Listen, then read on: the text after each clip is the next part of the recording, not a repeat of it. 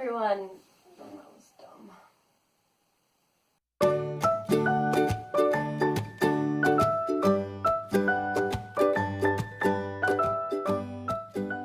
Hey guys, welcome to my channel. So I just got finished with my Christmas break from university and I read a lot during Christmas break. I didn't get to read a lot during the semester and I'm a huge bookworm. But because I did not have much to do during Christmas break, I managed to read 7 books. And I'm going to tell you guys which ones were my favorites, why I liked them, hopefully without giving any spoilers. I'm going to talk about why I liked them, and what ones were my favorites, what ones I recommend, and why I recommend them. I'm also going to post links to all the books on Amazon because that's the #1 online bookseller that most people have access to, in the description. So if you're interested after hearing me talk about them, about reading the books, then look in the description. So first I'm going to go in order of what I read, and I'm going to talk a little bit about each book, and then I'll let you guys know kind of which of them, which like 1 or 2 I would most recommend, or 3 maybe, depending on how great I'm feeling about the books. So the first book I read, well, first I spent a week in London at the beginning of my trip, or at the beginning of my break, and I just walked into a bookstore and picked up a book to read because when you're traveling, you're taking public transportation all the time. Well, I have to have a book, especially because I don't want to run my data up by always looking at Facebook or whatnot, and don't want to awkwardly stare at the people next to me. So when I was there, I picked up a book about London, which I read, which I'm not going to talk about today. And I also picked up this book, which I've heard about a ton. It's not a new book. Most of the books I read were new books, but this one has been on my list for a while, and it's called The 100-Year-Old Man Who Climbed Out the Window and Disappeared, and it's by Jonason. I might butcher some of these names. But yeah, so this is a really popular book. If you know anything about books, you've probably heard about it before. And this book, I thought, was really funny. It told the story of this 100-year-old man, but it told what happened, obviously, after he climbed out the window and disappeared, but it also tells the story of his life, which is really fascinating. And it's also very comical. If you like books that are a little bit funny and a little bit quirky, this is a great book, and I do recommend it. It was an international bestseller, and obviously there's a reason for it. My friends who I was staying with in London, a couple of them had seen the movie, and they told me, because they had seen me reading it, that they really loved the movie, so that's on my list of things to watch, if I can figure out where to watch it.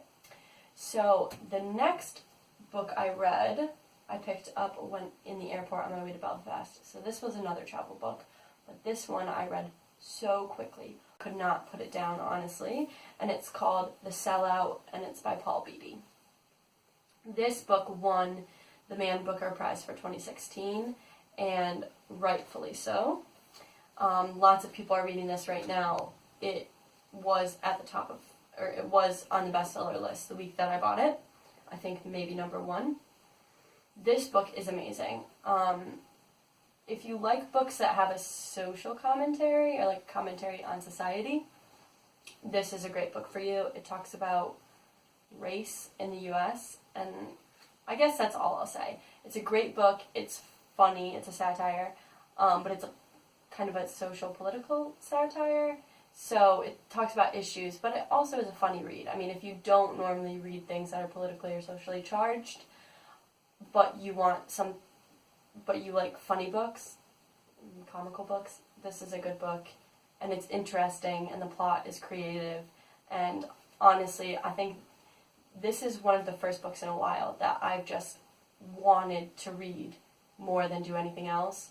Like, I was in Belfast, and I went and did things in Belfast, but at some points when I could have probably been enjoying a really cool experience that I was having, I was just thinking about getting back to this book and when I could continue reading this book. And I love books, and I'll pick them up whenever I'm not doing anything else, but it's been a long time since I've had a book that I wanted to read more than do anything else. So, The Sellout by Paul Beatty, huge recommendation for this one. It was really great. Definitely deserved the Man Booker Prize for a couple different reasons. Next book I read, which I don't have with me. The next one I read was called The Green Road, which is by Anne Enright. And that book was about a family, and I think that was the Man Booker Prize for 2015, or it was on the short list or something, so that's also a very good book. It's more drama. There's not, the other two I just talked about were comedy, and this one's not so much. But if you like kind of drama, family, like people's personal issues, that's a really great book. Didn't love it as much as the other two, but I guess maybe I was kind of in a comedy mood and it was too much drama. Then the next book I read was Slade House, which is by David Mitchell. David Mitchell, if you don't know, wrote Clad Outless, which I haven't read, but is definitely on my list because it's hugely popular. Slade House, I don't think is as popular. It's a newer book, but it was really good. It was kind of sci-fi, but also mystery and a little bit of horror, so if you like that type of thing, it was really good. Also, it was a really short read, so if you want to pick up something that you can finish in a few days, it's really good, and yeah, I really liked that one. And then the next book I read, which I bought in the States, was Mr. Penumbra, I don't know if I'm pronouncing this right, Mr. Penumbra's 24-Hour Bookstore, and that's by Robin Salone. That one was NPR's Book of the Year, and I loved that book. It wasn't comedy at all, but it is like sci-fi fantasy. But if you liked Harry Potter, it doesn't have to do with magic, but it's a great book for people who liked Harry Potter as teenagers and are kind of in their mid-20s or early 20s and want a book that kind of they can relate to, but it's kind of quirky. It's really relatable for a millennial. So if you're a millennial and you want a book you can relate to, but is still fantasy, sci-fi kind of, this is an amazing book to read, and I would highly recommend that as well. So the next book I read was We All Looked Up, and that's by Tommy Wallach. This was a New York Times bestseller. What's cool about this book is that this guy is also a musician, and he has an album that goes along with the book, kind of, or has similar themes. This is a young adult novel. It's a kind of dystopian, kind of fantasy, kind of, kind of sci-fi book. It's different from anything I've ever read, the concept of it, and I really love the concept. It does get a little, like, young adult, romancy, annoying sometimes the way some young adults can get, like they're just playing to the audience. But that being said, it was a lot better than I expected it to be. I picked it up in Barnes & Noble in the young adult section, which I don't have high hopes for, but I do like reading those books as kind of guilty pleasures. And it had a lot more nuance and a lot more things to analyze than I thought it would. That being said, this is probably one of the books out of all of these that I liked the least. Mainly because it's really for teenage girls, and I'm past that stage at this point in my life. It's kind of sad. It's the end of an era, but for that reason I didn't love it that much. But if you're a teenage girl, or you're really into young adult romances / dystopian sci-fi things, this is a great book for you to read. Then, next, this book I just finished last week. It's called The Light Between Oceans.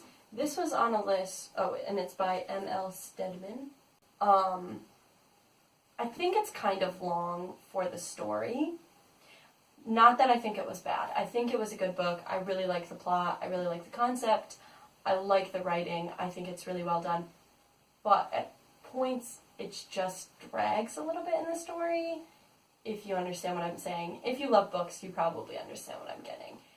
Some things could have been cut out or written more concise in order for this book for me to be a little bit more interested in this book. But that being said, there are things I loved about it, and this is a great book, especially if you're one of the people who likes to read books before you see a movie. I don't know how the movie will be, but get this book and read it.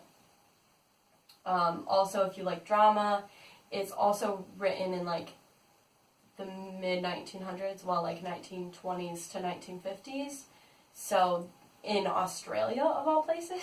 So if you like to read things that happen in other places and in other times, this is a cool book because of that. But it's in a time that's not so different from ours that you can't understand it, I guess. So, The Light Between Oceans, Emma Stedman. Good book. Next, we have this one, which I got for Christmas. I actually read this one before we all looked up in The Light Before Oceans, but it was at the bottom of my pile because it was heavy. Which is Harry Potter and the Cursed Child. The play. Been on my list for a while. Probably most of you are interested in Harry Potter have already read this book. I didn't love reading this. I didn't really think about the idea that it's a play before I read it, and that's a big deal for me because I don't really like reading the plays because you kind of have to imagine a lot more what's going on. Not that I don't already imagine what's going on when I read a book, but you have to kind of put more of your own ideas into it. When you hear a description of something, it's very easy to imagine it, but this you don't have a description, so you have to kind of just assume a lot. And also, it doesn't flow. I have kind of a narrative voice in my head. I describe things, I say things in full sentences, I say things in a logical order, or in my head, if that makes sense. Plays don't do that, it's just a dialogue, and so it kind of messes with my mental flow. So, the whole experience of reading it was not great. That being said, as a lover of Harry Potter, I did enjoy that there was another book I could read. I'd love to see the play, having read the book.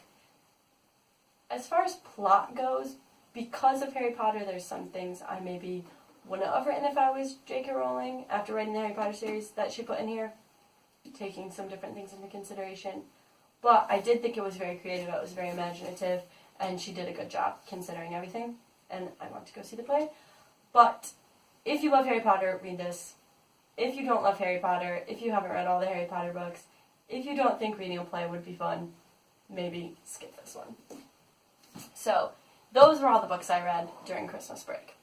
The book I'm reading right now is called The Girl on the Train, and it's by Paula Hawkins. If you like books, if you've been into a bookstore in the last year and a half, you've probably seen this book. They're making a movie out of it, or they made a movie out of it.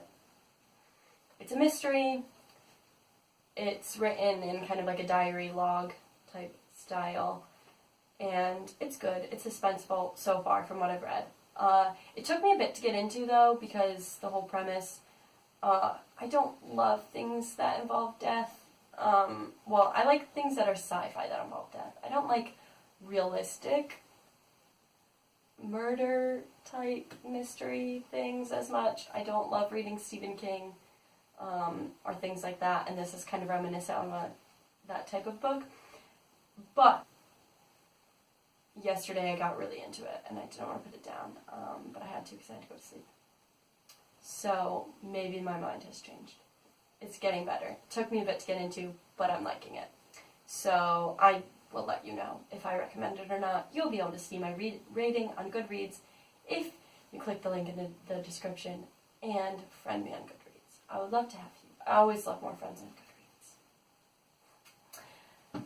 And then I will show you the book that I have lined up next, because when I went to Waterstones the other week, I got 3 books because I cannot control myself.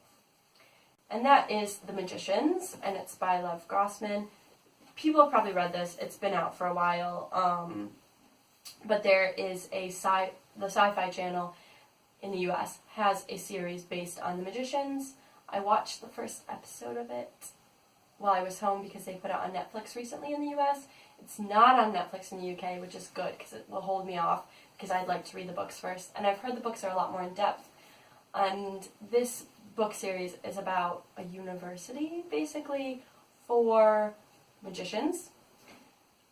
So I kind of think it's like a grown-up Harry Potter, and I've heard great things, and I'm very excited to read this. But first, I'm going to finish The Girl on the Train. So, there you go. Those are all the books I've read. I guess out of these, I would say which ones I liked best. The Sellout, I would definitely recommend. It's not for everyone, I don't think, but I loved this book, and it is definitely one of my favorites. So, other than that, The 100-Year-Old Man Who Climbed Out of a Window and Disappeared is a great one. It's been around for a while, but it's funny, and it's a bestseller, and it deserves that. And I really liked Mr. Penumbra's 24-Hour Bookstore. That's my other biggest recommendation. That's what I read during Christmas break. I hope you enjoyed this video. If you look in the description, you'll find all the places you can find me. I'm going to leave links to all of these books on Amazon. And I'm going to leave links to my Tumblr, Instagram, Goodreads, I realize now, and my blog. So you can find me in all of those places, and give me a subscription, give me a thumbs up, give me a comment. And I hope you have a good day. Happy reading.